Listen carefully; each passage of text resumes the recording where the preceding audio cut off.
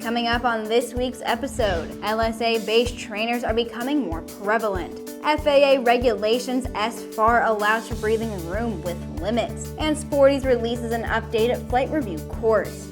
Welcome to Airborne-Flight Training, a weekly news program dedicated to all things flight training, as well as the amazing industry built around it. There's no segment more important to the growth of the aviation world than the flight training community. I'm Sophie Herlock. One of the more interesting results of the light sport aircraft revolution has been the adaptation of a number of LSA-based airframes among conventional flight schools. Mostly powered by Rotax 912 series engines and often operated on MoGas. The majority of these aircraft feature next-gen glass panels and extremely cost-effective operating outlays. While there are still many old Cessna and Pipers on the market, the new technology and low operating costs of this new generation of trainers is allowing them to show up in greater numbers. Aircraft seeing extensive early adoption include the Bristell Classic, the Pipistrel Alpha, Flight Design CT Series, SportCruiser, Tecnam 2000 Series, Vans RV-12, Kitfox SLSA, and others. A number of fleet deals have already been announced, and several flight schools and networks have been built around specific breeds of aircraft. This has led to a number of questions about the positives and negatives of various aircraft.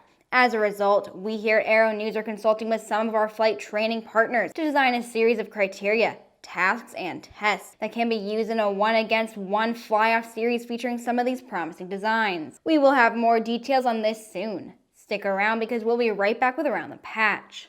Like most of you, we're still working from home. We miss being around pilots. But the most important thing right now is to mitigate your risks and use this time productively while we all get through this. Folks, King Schools is open and we're 100% operational. We're making sure that your courses work and are available for you 24/7. We look forward to the time when we can see you again at the airport. Affordable and economical, Pipistrel is proud to present the Alpha Trainer. Offering excellent fuel efficiency and a durable composite design, the Alpha Trainer can be operated from virtually anywhere. Whether you're a first-time aircraft owner, assembling a fleet, or running a flight school, the Light Sport Alpha Trainer from Pipistrel is a dynamic option. Learn more about what the Pipistrel Alpha Trainer can do for you at pipistrel-usa.com. Welcome back. It's time for today's trip around the patch. Embry Riddle alumni, faculty, staff, parents, and trustees have come together to support students hit hard financially by the COVID-19 pandemic. Nearly $140,000 has been contributed to the university's Eagles Care Student Emergency Assistance Fund by more than 200 donors to help students in need of critical support at Embry Riddle's residential and worldwide campuses. Nearly 100 students from ERAU's 3 campuses have already applied for funding. The U.S. Air Force Accident Investigation Board has concluded the instructor pilot failing to take control of the airplane led to the fatal T-38 training mission accident that occurred last November, killing both the instructor pilot and student. The report notes the T-38 Talon IP failed to take command of the vehicle as his student used a premature aerodynamic braking maneuver shortly after touchdown that launched the jet back into the air, resulting in a collision with another jet landing in formation. As a result, the Talon rolled over and slid to a halt inverted.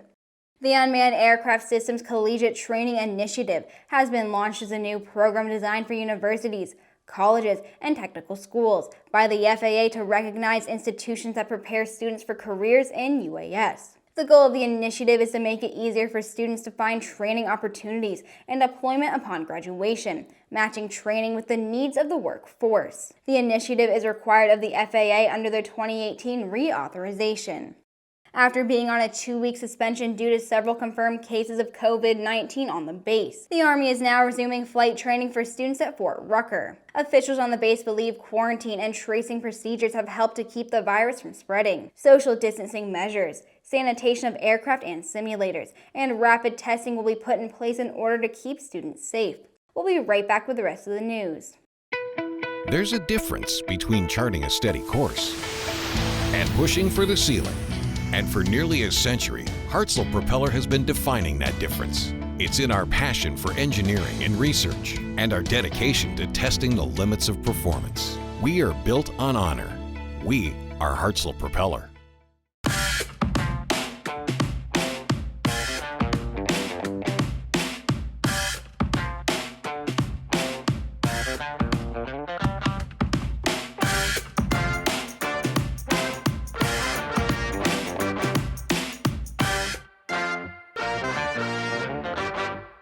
The FAA has issued a Special Federal Aviation Regulation to address problems stemming from the COVID-19 pandemic, including aircraft and airman certification issues across the spectrum of aviation.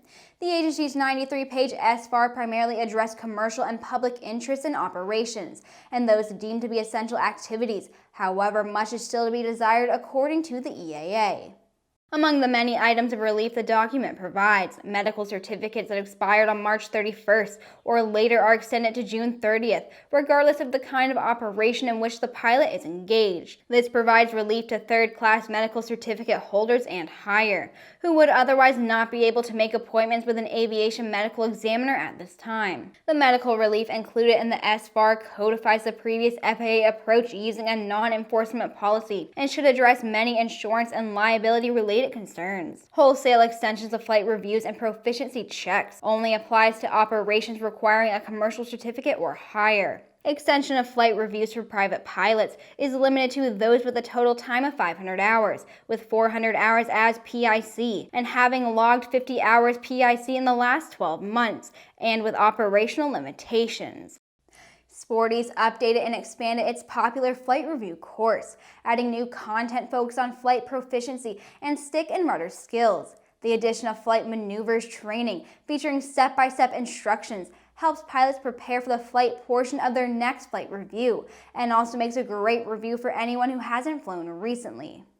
A number of new video segments have been added, including tips on using the graphical forecast for aviation, a review of the latest requirements for ADS-B transponders, a detailed look at crosswind landings, tips on how to recover from less than perfect landings, and practical advice for better slow flight and stalls. When combined with existing segments, Sporty's flight review course is a complete refresher, packed with over 2.5 hours of dynamic video and animations, plus an interactive review quiz and a helpful document library. Under new FAA regulations, some pilots are able to extend their flight review expiration for up to 3 months, in part by completing 3 FAA safety courses. Many of Sporty's courses are accepted by the FAA for wings credit, making them an easy and affordable way to satisfy the new training requirements. And that wraps up our show for today. Thanks for watching. Don't forget to click subscribe and to check us out on Twitter and on Facebook. For more aviation and aerospace news any time of the day, head over to aero-news.net. I hope you have a great rest of your day, and I'll see you Friday.